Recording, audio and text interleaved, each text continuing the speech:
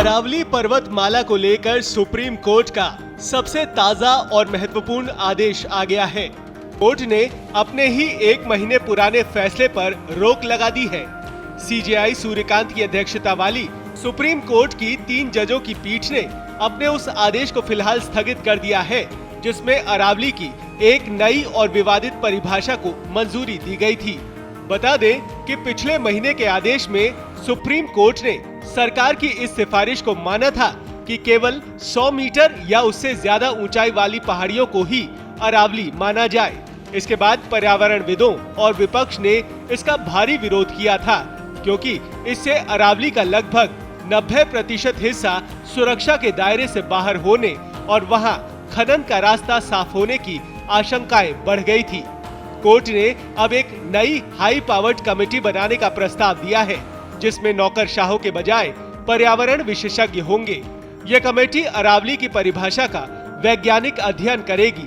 Court ने साफ कर दिया है कि जब तक अगली सुनवाई नहीं होती, तब तक अरावली क्षेत्र में नए खनन पट्टों पर रोक जारी रहेगी।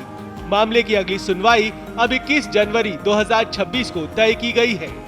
इधर कोर्ट के इस ताजा फैसले पर पूर्व मुख्यमंत्री अशोक गहलोत का सबसे ताजा बयान सामने आया है, जिसमें उन्होंने इस सुप्रीम आदेश का स्वागत किया है। अरावली पहाड़ियों को लेकर के जो कंट्रोवर्सी पैदा हुई थी, मैं सबसे पहले तो सुप्रीम कोर्ट का फैसले का स्वागत करता हूं कि उन्होंने पिछले फैसले को स्टे कर दिया है।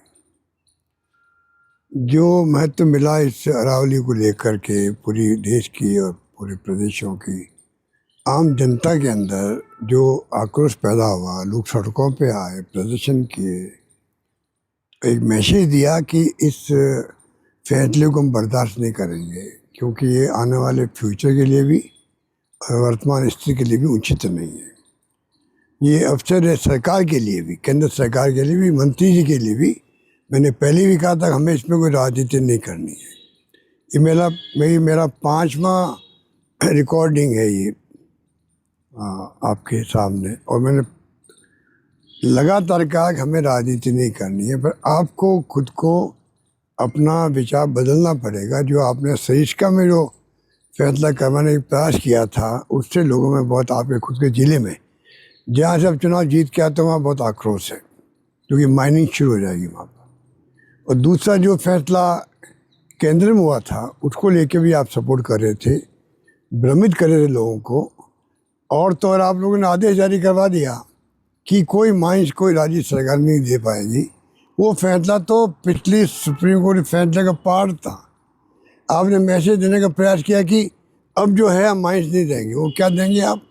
वो तो जब पूरा फैसला था वो पहले वाला, उसका वो पार्ट था कि हम जब तक की डिस्ट्रिक्ट वाइज प्लानिंग नहीं होगी, तब तक आप माइन नहीं दे पाओगे।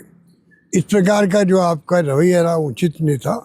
अब भी वक्त है आपके सामने, अब भी वक्त है।